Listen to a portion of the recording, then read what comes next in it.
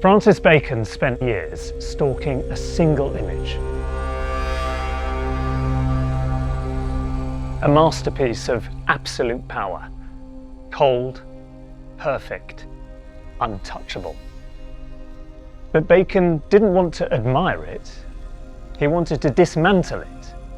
He wanted to peel back the silk robes to find the animal underneath.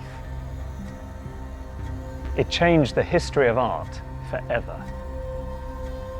This is the story of how Francis Bacon took the papal throne and turned it into an electric chair, a journey into the mouth of a scream.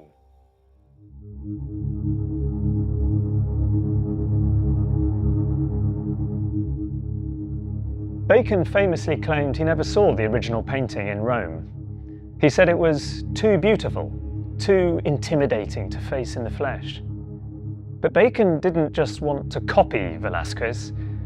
He wanted to take that 17th century image of absolute power and smash it.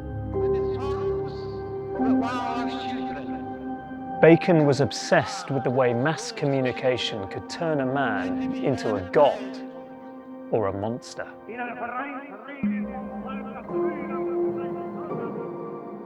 This is the first time a pope-like figure appears in Bacon's world. It isn't holy, it's disturbing. In his early work, he grafts the idea of the Pope onto the modern dictator, a presence of a microphone, a reference to mass communication and propaganda. The figure was a shadow behind a podium, muffled by the machinery of the state. The hat, the biretta, points toward Pope Pius XII. In 1946, Pius was a controversial figure, haunted by his perceived silence during the war. By blending him with the iconography of a Nazi rally, Bacon is suggesting that all power, whether from the Vatican or the Reichstag, is inherently terrifying. The flowers at his feet aren't celebratory. They feel like a funeral wreath for a century that had just destroyed itself. But 3 years later, Bacon decided that the silence had to be broken.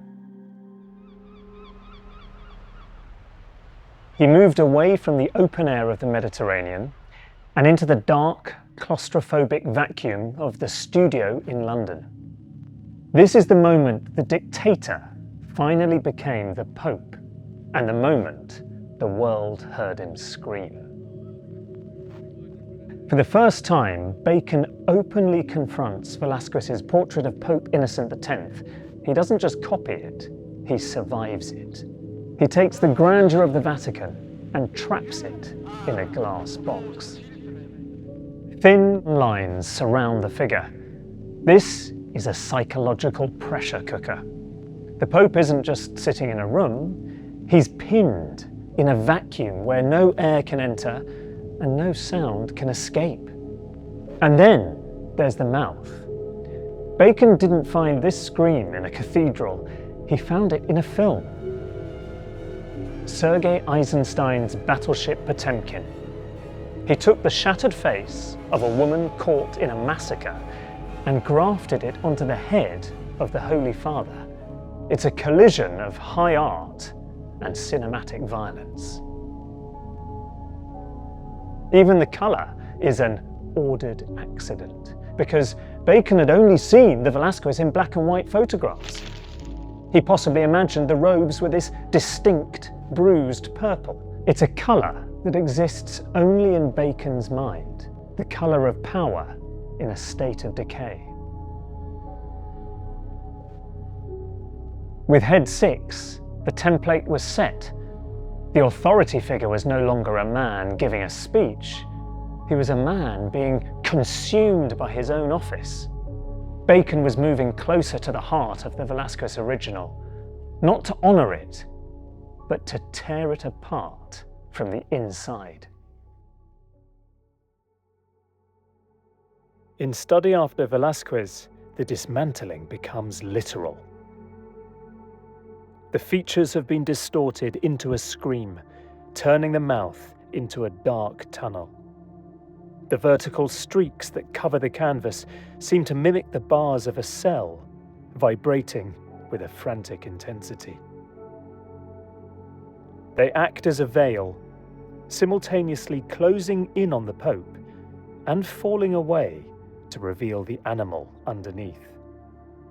The familiar papal purple seems to dissolve into the background of dull grey.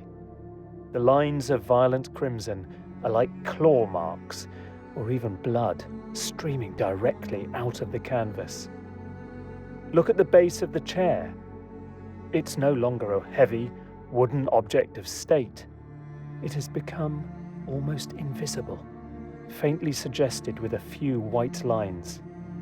In this work, Bacon is biding his time before moving into the glare of the 1950s, preparing the stage for his most potent confrontation. Then the drama shifted to St. Peter's. His Holiness the Pope was about to speak. By 1953, Bacon has built the entire throne, the room, and the terrifying atmosphere of the Vatican.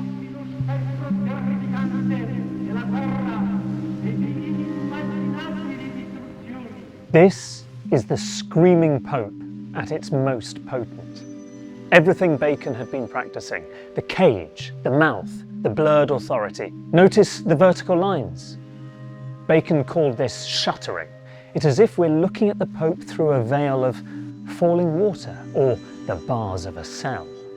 It creates a sense of movement, a vibration that makes the figure feel like he's physically dissolving before our eyes.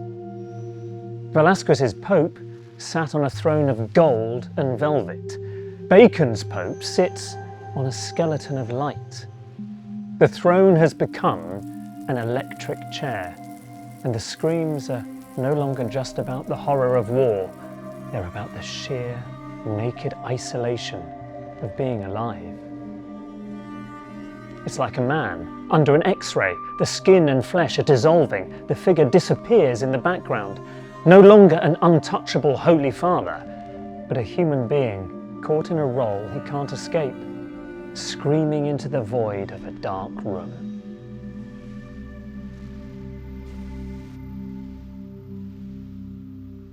For the first time, Bacon is no longer hiding behind heads or dictators. He's stepping into the ring of art history itself. Why? Because he wanted to generate shock, sensation, and brutality in his canvases.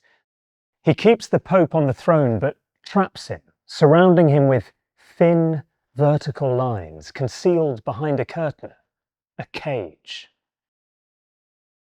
As the decade wears on, the scream starts to change. It's about to get much more physical, and the obsession takes a darker turn.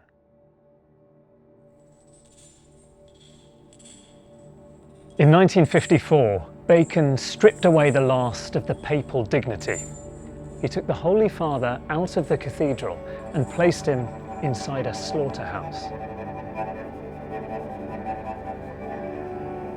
This wasn't just a painting anymore. It was the gospel of the carcass. This is the most brutal alignment of authority and decay. The Pope is flanked by two massive sides of beef, a direct reference to the paintings of Rembrandt and Soutine. Bacon is showing us that power doesn't protect you from the meat of existence. The man who claims to represent the eternal is framed by the very evidence of mortality. The Pope is just another carcass, waiting to be hung. The hands are blurred, clutching the arms of the throne as if the figure is trying to anchor himself against the inevitable. There's no prayer here, only the cold, heavy reality of the flesh. Bacon dragged the Pope into a world of meat and decay. He wanted to make power look fragile, mortal, just another body that can rot. In the 1950s, there was no comforting faith for Bacon. The meat is a reminder of our vulnerability. He even literally butchered his own work, cutting down and restretching canvases as if the image itself was a carcass. Early on, you feel the image being mauled into place. The paint is thick, oily and dark, the colour of bruises and wounds. Thrones become traps. Liturgical purple becomes the colour of a hematoma. Bacon wanted to show that beneath the robes, even a pope is just human and made of the same stuff you'd find in a slaughterhouse. But as the 50s progress, Bacon moves the trauma away from the butcher's hook. The majesty is hollowed out.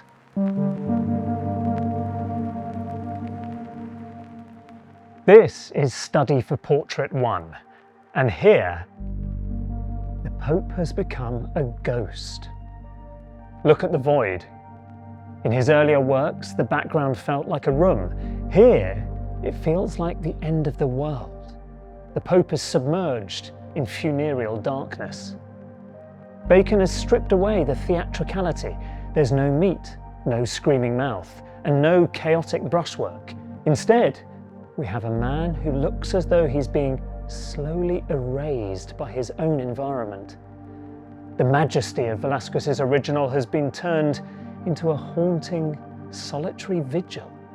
The cage is still here, but it's more delicate now, like a thin sheet of glass between us and him.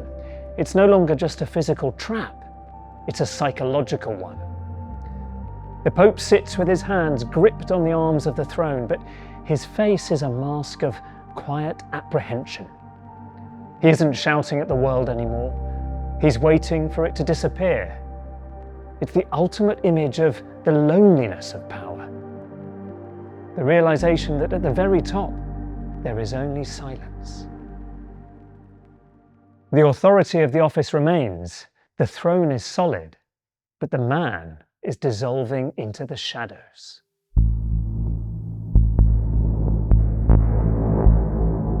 By 1960, the frantic movement of the 50s had frozen into a cold, nocturnal stillness. The Pope had stopped trying to flee the frame. Instead, he sat back in the darkness, only to find he was no longer alone in the vacuum. The most striking change here is the audience. These aren't just birds, they're owls, ancient symbols of wisdom. But in Bacon's hands, they are the furies of Greek myth. They're silent observers, sitting in judgment over a man who's lost his moral compass. In the background, the shuttering lines have vanished, replaced by a flat, impenetrable black. The Pope is no longer a physical presence. He's a spectral figure emerging from a nocturnal void. You can feel Bacon beginning to dismantle his own series. He's moving away from the direct rivalry with Velázquez and towards something more symbolic, more haunting. The Pope is no longer an icon of power.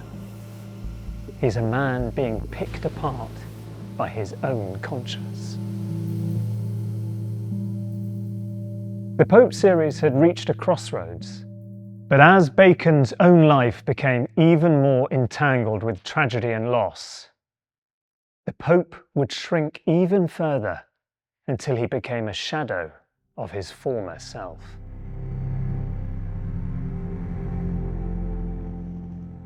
The background isn't a room anymore. It's a non-space of deep, flat colour that pushes the figure right into our laps.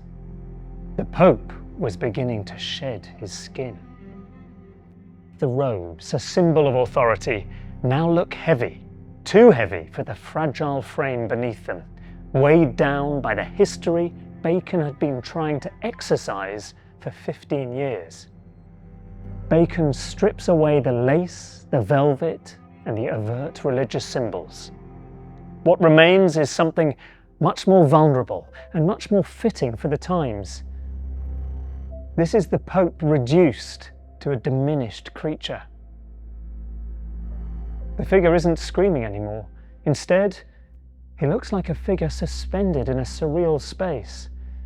By removing the specific Pope label, Bacon makes the image universal. Bacon often turned the throne into a trap or an electric chair. Here, the throne is flat and dark, resembling a black void or a tombstone. There's a sense of mortality and vulnerability. The Pope is a small, weak man about to be hunted. By 1963, Bacon's obsession with the Pope was evolving into something even more spectral. In this haunting work, we've moved away from the papal reds and into a wide, flat, black background and colourful curved surfaces. This is a private chamber, a place of secrets and late-night anxiety. By placing owls in a throne-like setting, Bacon taps into something primal. He reminds us that even in our most private moments of isolation, we are being watched. In the eyes of these owls, he found a new way to master the masterpiece. By showing us that the most terrifying gaze isn't that of a man, but of a watcher who never blinks. This is the grand finale. For the first and only time in his entire career, Bacon places his two greatest muses in the same room, the 17th century Pope and his lover, George Dyer. He doesn't just repaint the Pope, he adds a witness. To some people's interpretation, George Dyer is to the right, but he isn't the broken, addicted man Dyer had become by 1971. He's painted as a handsome, cocky thug in a sharp suit, the version of Dyer that Bacon first fell in love with. Think of it as a devotional diptych of the sacred and the profane. On one side, the Pope, a spiralling heap of robes and nerves representing the spirit. On the other, Dyer, the embodiment of the flesh. The Pope sits on a swivel chair, not a throne. He looks smaller, more fragile. By putting Dyer in the frame, Bacon is telling us that the Holy Father and the East End criminal are two sides of the same coin, both victims of their own status, both human, and both essentially alone. There's a deep, tragic suspense hanging over this canvas. Just 36 hours before the exhibition for which this was painted opened, George Dyer would take his own life in a Paris hotel room. Bacon was painting a ghost before it had even left the body. In this Pope painting, the cage isn't just for a pontiff anymore, it's a cage for a relationship that was reaching its breaking point. By finally bringing his lover into the frame, he brought the series home. And with a cocktail of public triumph and private sorrow, the obsession ended here.